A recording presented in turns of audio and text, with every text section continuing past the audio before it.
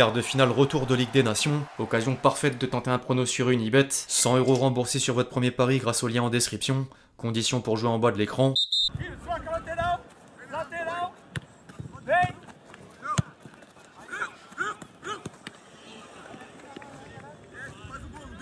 Faz aquela entradinha aí. Laranja!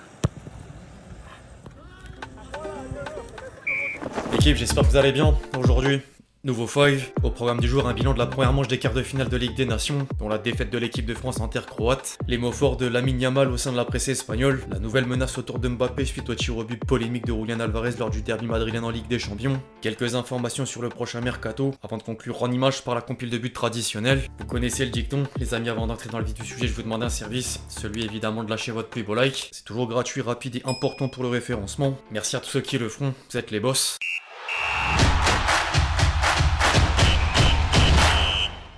La première de l'année aura malheureusement surpris dans le mauvais sens du terme. Jeudi, l'équipe de France s'est inclinée devant la Croatie et rendait une pâle copie en plus d'avoir 2 buts à rattraper au Stade de France pour une place en demi-finale de Ligue des Nations. Deschamps est conscient que les Bleus devront montrer un visage différent. On a fait une bonne entame mais des pertes de balles, des erreurs techniques. Le ballon on le maîtrisait pas assez. Ils ont bien défendu et on n'a pas trouvé l'efficacité. Je le répète, tout ce qu'on a pu leur donner en première mi-temps, on a été puni. On est parti avec de bonnes intentions mais il y a trop de déchets techniques. On va récupérer, analyser et basculer rapidement. On n'a que 3 jours. Au passage, au-delà du sportif, Dédé était encore amené à mettre les choses au clair à propos de Zidane auprès du Figaro. Encore une belle idée reçue sur une possible mésentente avec Zizou. On a passé beaucoup d'années ensemble, il y a toujours beaucoup de respect entre nous. D'ailleurs, la dernière fois qu'on s'est vu, on a bien échangé et discuté. Même si on est depuis un moment en étant entraîneur sur la même demande, il y a toujours des deux côtés une forme de reconnaissance dans les succès de chacun. Je fais pas partie de ses amis intimes, on a chacun notre vie, mais quoi qu'il arrive, il y aura toujours du respect entre nous. Pas de confirmation en vue de 2026, mais le sujet reviendra sans doute à plusieurs reprises. En dehors de l'équipe de France, les autres affiches de la compétition réservaient quelques surprises. Le Portugal est tombé sur le plus petit des scores en terre danoise et la presse portugaise tape tant sur Roberto Martinez que Ronaldo. En parallèle, l'Allemagne prenait une option du côté de l'Italie alors que le choc Pays-Bas-Espagne a fini sans vainqueur. Mais l'Aurora peut remercier Mikel Merino, auteur du but de l'égalisation dans le temps additionnel. Au-delà du résultat, les supporters néerlandais ajoutaient une saveur particulière au match. Ils ont arboré un tifo avec les moments les plus mémorables de l'histoire des Oranges, dont la tête plongeante de Van Persie à la Coupe du Monde 2014 au premier plan. Magnifique.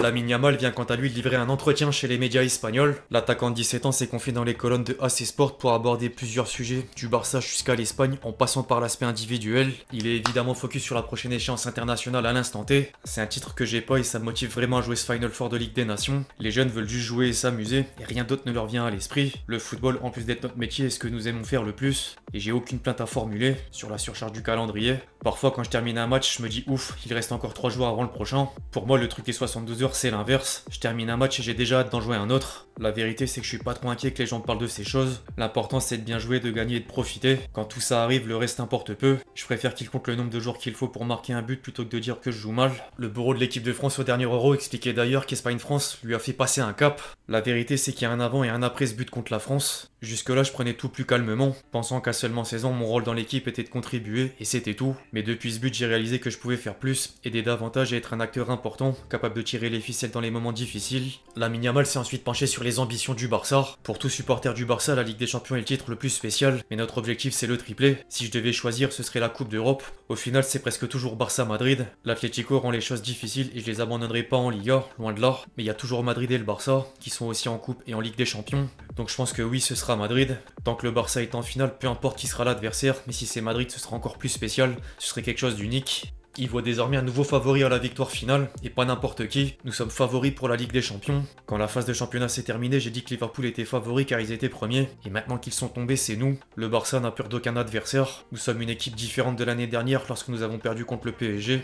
Nous sommes une famille. Par contre, hors de question d'évoquer une potentielle prolongation de contrat pour le moment. Personne n'y pense. Nous sommes tous concentrés sur le fait de terminer la saison avec des titres pour le Barça. Maintenant vient la phase décisive de la saison et c'est tout ce que j'ai en tête. Je parlerai pas du renouvellement avant la fin de saison. J'ai évolué dans mon jeu et bien sûr j'ai encore une marge de progression car je suis un jeune joueur et j'ai encore à apprendre. Au début, quand on est en équipe première, en élite, on veut pas perdre de ballon et on rend tout facile. Mais ensuite, vous gagnez en confiance et vous avez envie de faire plus de choses, de vous amuser et d'être créatif. C'est pareil à propos du Ballon d'Or. La première chose à faire, c'est gagner des titres avec le Barça et tout le reste suivra. C'est quelque chose qui vient avec des titres collectifs, donc je suis très pressé. Quant à 2029, l'intelligence artificielle le donne vainqueur cette année, et j'espère le gagner avant, car ça signifierait que j'aurais gagné la Ligue des Champions avec le Barça et la Coupe du Monde avec l'Espagne, mes deux plus grands rêves. Quant à l'autre chose que dit l'IA, c'est faux, ça me dit rien car j'aime pas les statistiques. Vous pouvez dépasser 10 adversaires, donner le ballon à un autre, puis à un autre, et ne rien obtenir du jeu. Je suis plutôt un observateur de l'ensemble du jeu et j'analyse chaque joueur, sa contribution globale à l'équipe. Les chiffres reflètent pas le football tel qu'il est. En parlant du Ballon d'Or, un certain Ribéry a encore abordé le vol de 2013. L'ancien international tricolore a répondu aux questions de l'équipe jusqu'à être amené sur l'épisode que tout le monde connaît. Il digère toujours pas, même 10 ans plus tard. J'ai tout eu sauf ça cette année-là. Il montre sa salle des trophées chez lui.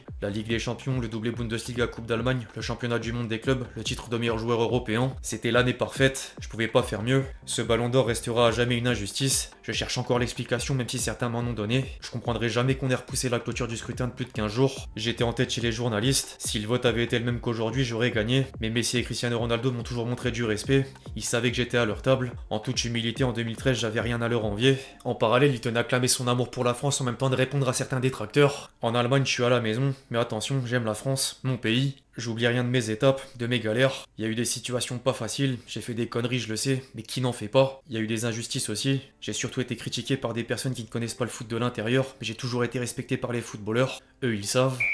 Les polémiques font malheureusement partie du jeu. L'une des dernières en date concerne d'ailleurs un certain Mbappé suite au tir au but refusé de Julián Alvarez lors du derby madrilène en 8ème de finale de Ligue des Champions. Mundo Deportivo a sorti un nouvel article pour rappeler que les dirigeants de l'Atlético Madrid ont dénoncé auprès de l'UEFA l'attitude déplorable de 4 joueurs madrilènes dont Mbappé. La star tricolore est notamment visée par rapport à un geste obscène où il célèbre en train de se toucher les parties intimes. Les colchoneros font une comparaison avec une célébration similaire de Diego Simeone contre la Juventus en 2019, après laquelle il avait reçu une sanction par l'instance et n'espère donc aucune clémence pour lui, plus Vinicius, Rudiger et Ceballos, auteurs de provocations. Affaire à suivre.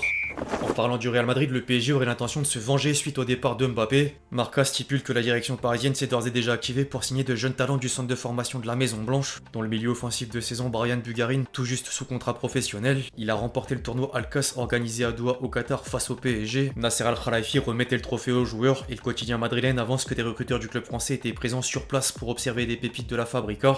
En parallèle, le dossier Donnarumma est de nouveau au centre de l'attention du côté de l'Italie. La presse italienne indique que le gardien parisien a ouvert la porte à un départ vers l'Inter où il retrouvait Gianluca Spinelli, le préparateur qui l'a fait grandir au début de sa carrière. Les négociations seraient au point mort en vue d'une éventuelle prolongation au PSG. Au passage, les quotidiens italiens commencent à annoncer la fin de Thiago Motta sur le banc de la Juventus après plusieurs échecs successifs. Entre l'élimination en Ligue des Champions, c'est en Coupe d'Italie et le retard au classement de la Serie A.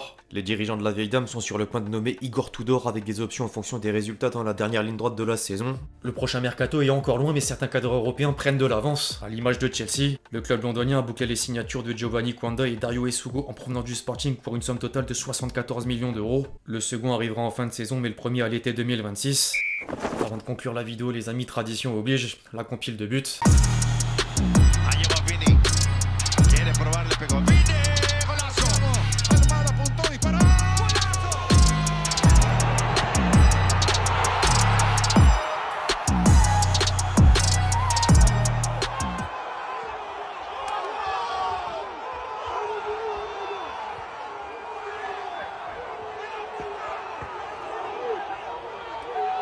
Bref, l'équipe, c'est tout pour le five du jour, j'espère vraiment qu'il vous a plu, je compte sur vous si c'est le cas pour lâcher votre plus beau like, comme d'habitude. N'hésitez pas à réagir dans les commentaires sur tous les sujets qu'on a pu traiter aujourd'hui, puis d'ici là, on se retrouve très vite sur la chaîne pour de nouvelles vidéos, c'était Lexti.